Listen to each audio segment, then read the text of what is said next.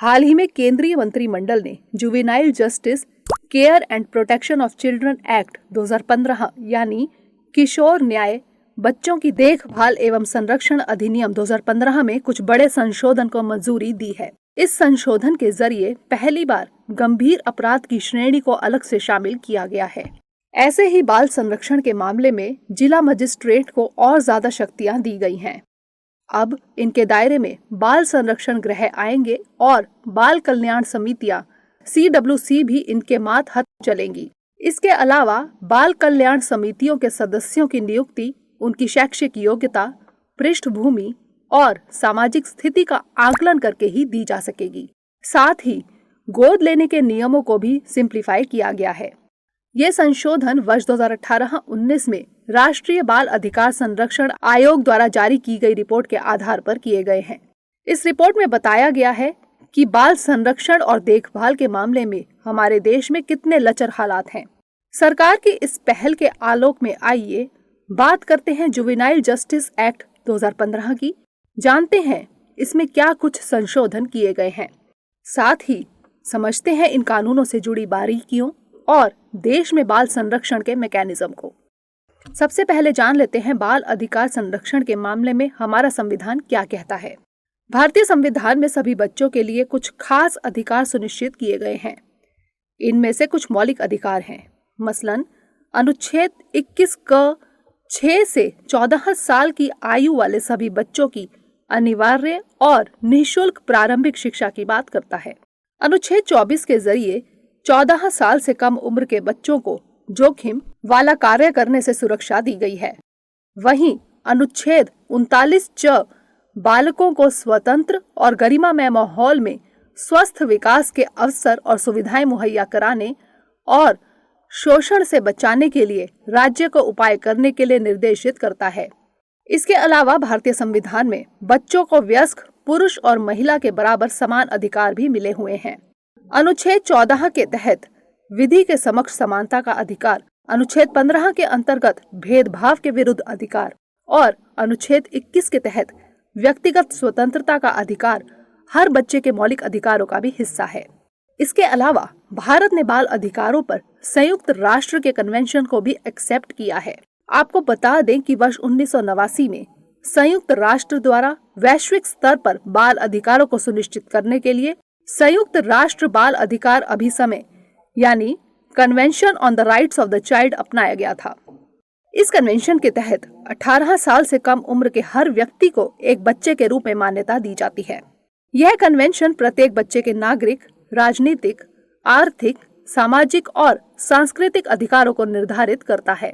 इसके अंतर्गत शिक्षा का अधिकार, विश्राम और सुविधा का अधिकार, मानसिक और शारीरिक शोषण के विरुद्ध अधिकार आदि शामिल हैं।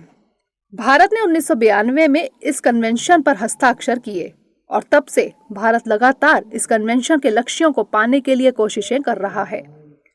हालिया संशोधन भी इन्हीं कोशिशों का एक हिस्सा है। लेकिन नए संशोधन को जानने से पहले जानते हैं जुवेनाइल जस्टिस एक्ट 2015 के बारे में। वर्ष 2015 में juvenile justice care and protection of children act 2015 संसद में पारित किया गया था। इस एक्ट को जुवेनाइल डेलिंक्वेंसी लॉ और juvenile justice care and protection of children act 2000 की जगह पर लाया गया था। यह एक्ट उन बच्चों से संबंधित है जिन्होंने कानूनन कोई अपराध किया हो और जिन्हें देखभाल और संरक्षण की जरूरत हो। इस एक्ट के जरिए नाबालिग अपराधियों की आयु सीमा 18 साल से घटाकर 16 की गई है। आपको बता दें कि कानून की नजर में जुवेनाइल उस व्यक्ति को माना जाता है जिसकी उम्र 18 साल से कम है। भारतीय दंड संहिता के मुताबिक 7 साल वह न्यूनतम आयु है जब किसी व्यक्ति पर अपराध के लिए आरोप लगाया जा सकता है। यानी एक बच्चे को किसी भी अपराध के लिए तब तक सजा नहीं दी जा सकती जब तक कि उसकी उम्र कम से कम 7 साल ना हो। 2015 का जुवेनाइल जस्टिस एक्ट जघन्य अपराधों में संलिप्त 16 से 18 साल की उम्र के बीच के जुवेनाइल यानी किशोरों के ऊपर बालिगों या वयस्कों के समान मुकदमा चलाने की इजाजत देता है। जुवेनाइल द्वारा किए गए अपराधों को 3 तरह से बांटा जाता है। पहला है हीनियस क्राइम यानी जघन्य अपराध, जिनमें IPC या अन्य किसी कानून के तहत 7 साल के कारावास की न्यूनतम सजा मिलती है। दूसरा है सीरियस या गंभीर अपराध, जिनमें 3 से 7 साल का कारावास मिलता है। और तीसरा है मामूली अपराध, जिसमें 3 साल से कम के कारावास की सजा मिलती है। अन्य सभी मामलों में जुवेनाइल को जुवेनाइल जस्टिस बोर्ड यानी जेजेबी द्वारा निर्धारित संस्थागत देखभाल में 3 साल की अधिकतम सजा होती है। जघन्य अपराधों के मामले में अगर किसी जुवेनाइल को 21 साल की उम्र से पहले पकड़ा जाता है तो जेजेबी शुरुआती जांच करेगा। पहले बच्चे की मानसिक और शारीरिक क्षमता, अपराध के परिणामों को समझने की क्षमता, अपराध की प्रकृति आदि का आकलन किया जाएगा। इस आकलन के आधार पर जेजेबी यह तय करेगा कि क्या किसी बच्चे पर बालिग की तरह मुकदमा चलाया जाना चाहिए या नहीं। यह निर्धारण होने के बाद मामला बाल न्यायालय के सामने जाता है। आपको बता दें कि बाल न्यायालय या चाइल्ड कोर्ट एक विशेष कोर्ट है जिसे बाल अधिकार संरक्षण आयोग अधिनियम 2005 के तहत अधिसूचित किया जाता है। ऐसे मामलों की सुनवाई बाल न्यायालय करता है। यह एक्ट निर्भया गैंगरेप केस के 3 साल बाद लाया गया था। इस केस में एक 17 साल के जुवेनाइल को जघन्य अपराध करने के बाद भी मात्र 3 साल की सजा मिलने के बाद रिहाई मिल गई थी, जिसका काफी विरोध किया गया था। गौरतलब है कि इस एक्ट में बाल अपराधियों से निपटने के लिए देश के हर जिले में जुवेनाइल जस्टिस बोर्ड और बाल कल्याण समितियों यानी चाइल्ड वेलफेयर कमिटीज के गठन का प्रावधान है। जेजेबी में एक मेट्रोपॉलिटन या जुडिशियल या न्यायिक मजिस्ट्रेट और 2 सामाजिक कार्यकर्ता शामिल होंगे, जिनमें से एक का महिला होना अनिवार्य है। चलिए जानते हैं जुवेनाइल जस्टिस एक्ट 2015 के अन्य अहम प्रावधानों को। इस एक्ट के मुताबिक देखभाल या संरक्षण की जरूरत वाले बच्चों के लिए हर जिले में बाल कल्याण समितियों यानी CWC का गठन किया जाता है। उनमें एक अध्यक्ष और 4 अन्य सदस्य शामिल होंगे जो बच्चों से संबंधित मामलों पर विशेषज्ञ होंगे। 4 सदस्यों में से कम एक सदस्य महिला होना अनिवार्य किया गया है। इस एक्ट में एक और अहम प्रावधान बच्चों को गोद लेने से जुड़ा है। इस एक्ट के जरिए गोद लेने वाले कानून Hindu adoption and maintenance act 1956 और guardians of the ward act 1890 जो मुस्लिमों से जुड़ा है, इनसे अलग गोद लेने का एक सार्वभौमिक रूप से स्वीकार्य कानून लाया गया। इस एक्ट में अनाथ, परित्यक्त और आत्मसमर्पण करने वाले बच्चों को गोद लिए जाने की पूरी प्रक्रिया निर्धारित की गई है। साथ ही मौजूदा सेंट्रल एडॉप्शन रिसोर्स अथॉरिटी यानी CARA को स्टैट्यूटरी बॉडी यानी सांविधिक निकाय का दर्जा दिया गया ताकि वह और ज्यादा प्रभावी ढंग से काम कर सके। यह एजेंसी गोद लेने पर नियम तैयार करती है। इन नियमों का कार्यान्वयन राज्य और जिला एजेंसियों द्वारा किया जाता है।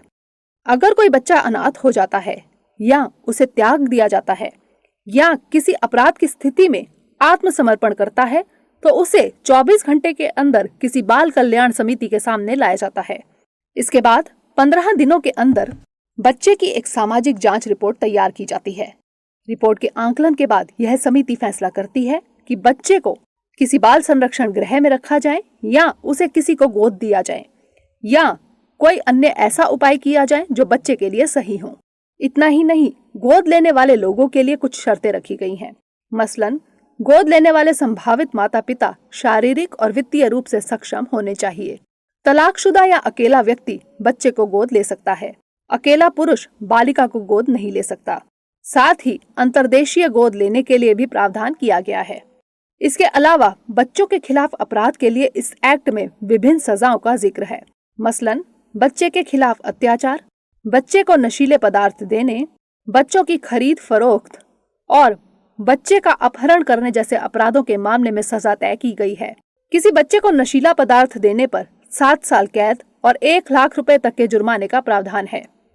वहीं बच्चों की खरीद फरोख्त से जुड़े अपराधों में 5 साल की सजा और 1 लाख रुपए तक के जुर्माने की बात कही गई है। इन सब प्रावधानों के बाद भी कुछ बदलावों की जरूरत हमेशा ही महसूस की जा रही है, जिसके चलते इसमें संशोधन प्रस्तावित किए गए हैं। चलिए जानते हैं जुवेनाइल जस्टिस एक्ट 2015 में क्या क्या संशोधन किए गए हैं। जुवेनाइल जस्टिस एक्ट 2015 में हुए नए संशोधन में पहली बार सीरियस क्राइम्स यानी गंभीर अपराध की श्रेणी को शामिल किया गया है। यह श्रेणी हीनियस क्राइम्स यानी जघन्य अपराध की श्रेणी से अलग बनाई गई है। साथ ही जघन्य अपराध की श्रेणी को पहले की तरह ही बरकरार रखा गया है, यानी सभी अस्पष्टताओं को हटाते हुए पहली बार जघन्य और गंभीर अपराधों को स्पष्ट किया गया है। अब अगर कोई जुवेनाइल एक वयस्क की तरह जघन्य अपराध करेगा तो ऐसे में उसे एक वयस्क की तरह ही न्यूनतम 7 साल की सजा भुगतनी पड़ेगी। 7 साल के न्यूनतम कारावास वाले जघन्य अपराध ज्यादातर यौन अपराध और हिंसक यौन अपराधों से संबंधित है, लेकिन फिलहाल ऐसे मामलों के लिए जुवेनाइल जस्टिस एक्ट में न्यूनतम सजा की कोई चर्चा नहीं है। केवल अधिकतम 7 साल की सजा का प्रावधान है, लेकिन अब नए संशोधन द्वारा न्यूनतम 7 साल की सजा का प्रावधान लाया गया है। साथ ही अब नए संशोधन के जरिए 16 से 18 साल की आयु वर्ग के किशोरों को किसी अवैध पदार्थ जैसे ड्रग्स या शराब के कब्जे और बिक्री जैसे अपराध के लिए व्यसक की तरह ट्रीट किया जा सकेगा। इन अपराधों को अब सीरियस क्राइम की श्रेणी में शामिल कर दिया गया है। ये प्रावधान यह सुनिश्चित करने के लिए किए गए हैं कि बच्चों को जितना संभव हो सके संरक्षित किया जाए और उन्हें एडल्ट जस्टिस सिस्टम यानी व्यसक न्याय प्रणाली से बाहर रखा जाए। जुवेनाइल जस्टिस एक्ट 2015 में किए गए संशोधन में जिला मजिस्ट्रेट्स और एडिशनल जिला मजिस्ट्रेट्स की जिम्मेदारियों और शक्तियों में काफी इजाफा किया गया है। अब जिला मजिस्ट्रेट अतिरिक्त जिला मजिस्ट्रेट यानी एडीएम के साथ हर जिले में जुवेनाइल जस्टिस एक्ट के तहत विभिन्न एजेंसियों के कामकाज की निगरानी करेंगे। इसमें बाल कल्याण समितियां, किशोर न्याय बोर्ड, जिला बाल संरक्षण इकाइयां और विशेष किशोर सुरक्षा इकाइयां शामिल हैं। बाल कल्याण संस्थाएं यानी चाइल्ड केयर इंस्टीट्यूशंस यानी CCIs सरकार द्वारा सरकारी सहायता से निजी रूप से सरकारी या निजी धन के जरिए चलाई जा सकती हैं। बाल कल्याण समिति और राज्य बाल संरक्षण इकाइयों के अंतर्गत आने वाले इन संस्थानों पर अब तक बहुत कम निगरानी थी। यहाँ तक कि कोई नई बाल कल्याण संस्था खोलने के लिए अगर लाइसेंस आवेदन कर दिया जाता है तो 3 महीने तक सरकार की ओर से जवाब नहीं मिलने के बाद भी संस्था को बिना सरकार की परमिशन के अगले 6 महीने की अवधि के लिए डीम्ड रजिस्टर्ड मान लिया जाता था। इस व्यवस्था में अब नए संशोधन के जरिए बदलाव किया गया है। नए संशोधन के मुताबिक डीएम की मंजूरी के बिना किसी भी तरह से नया चाइल्ड केयर इंस्टीट्यूशन नहीं खोला जा सकता है। अब यह सुनिश्चित करने के लिए डीएम जिम्मेदार है कि उनके जिले में काम करने वाले चाइल्ड केयर इंस्टीट्यूशंस सभी मानदंडों और तय प्रक्रियाओं का पालन कर रहे हैं। एक अहम संशोधन यह किया गया है कि चाइल्ड वेलफेयर कमेटी यानी CWC में शामिल किए जाने से पहले सदस्यों का बैकग्राउंड वेरिफिकेशन होगा। डीएम अब हर सदस्य के पूरे बैकग्राउंड, क्राइम रिकॉर्ड और शैक्षिक योग्यता आदि की जांच करेंगे। वर्तमान में बैकग्राउंड वेरिफिकेशन करने का ऐसा कोई प्रावधान नहीं है। इसके अलावा बच्चों को गोद लिए जाने और उनके पुनर्वास में तेजी लाने के लिए लंबी अदालती प्रक्रिया को खत्म करते हुए जिला मजिस्ट्रेट को गोद लेने की मंजूरी का प्रभारी बना दिया है। अब बच्चों की गोद लेने की प्रक्रिया आसान हो सकेगी। ऐसे में सवाल है, इन बदलावों की जरूरत क्यों महसूस की गई? यह संशोधन वर्ष 2018-19 में NCPCR यानी national commission for protection of child rights या राष्ट्रीय बाल अधिकार संरक्षण आयोग द्वारा जारी की गई रिपोर्ट के आधार पर लाया गया है। यह रिपोर्ट 7,000 से ज्यादा चाइल्ड केयर इंस्टीट्यूशंस में किए गए सर्वेक्षण के आधार पर तैयार की गई थी। सर्वेक्षण में पाया गया था कि 1.5% child care institutions juvenile justice act के नियमों और विनियमों के हिसाब से नहीं चल रहे हैं। साथ ही उनमें से 29% संस्थाओं के प्रबंधन में बड़ी खामियां देखी गई। NCPCR की रिपोर्ट में यह भी पाया गया है कि देश में एक भी चाइल्ड केयर इंस्टीट्यूशन ऐसा नहीं मिला जो पूरी तरह जुवेनाइल जस्टिस एक्ट के प्रावधानों के अनुरूप हो। NCPCR ने सर्वेक्षण के दौरान यह भी पाया कि कई चाइल्ड केयर इंस्टीट्यूशंस काफी ज्यादा फंड हासिल कर रहे थे, जिसमें फॉरेन फंडिंग भी शामिल थी, जबकि इन संस्थाओं में बच्चे बेहद खराब हालातों में रह रहे थे। इस सर्वेक्षण के बाद महिला एवं बाल विकास मंत्रालय ने ऐसे 500 चाइल्ड केयर इंस्टीट्यूशंस पर ताला जड़ दिया जो जुवेनाइल जस्टिस एक्ट के तहत पंजीकृत नहीं थे। आपको बता दें कि राष्ट्रीय बाल अधिकार संरक्षण आयोग एक सांविधिक निकाय है जिसकी स्थापना 2007 में संसद द्वारा पारित बाल अधिकार संरक्षण आयोग अधिनियम 2005 द्वारा की गई थी।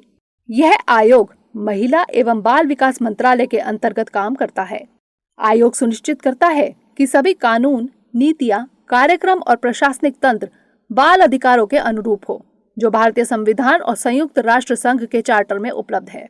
इन तमाम कोशिशों के बाद भी इस दिशा में और प्रयास किए जाने की जरूरत है।